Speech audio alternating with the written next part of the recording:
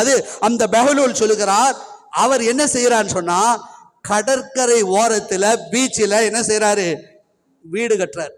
வீடுனா எப்படிங்க, அங்க போய் வீடு கட்ட முடியுமா?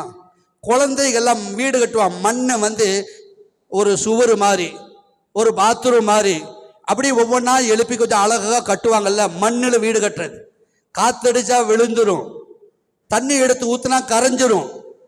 அந்த மாதிரி ஒரு வீட்டை கட்டுகிறார். வீட்டை கட்டுகிற பொழுது அல்லாஹு அக்பர், ஜுபைதா அம்மையார், மன்னர் ஹாரூன் ரஷீதுடைய மனைவி ஜுபைதா அம்மையார் அந்த வழியாக வாக்கிங் வருவாங்க. காலையில் ஃபஜ்ருடைய தொழுகைக்கு பின்னால வாக்கிங் போயிருக்காங்க.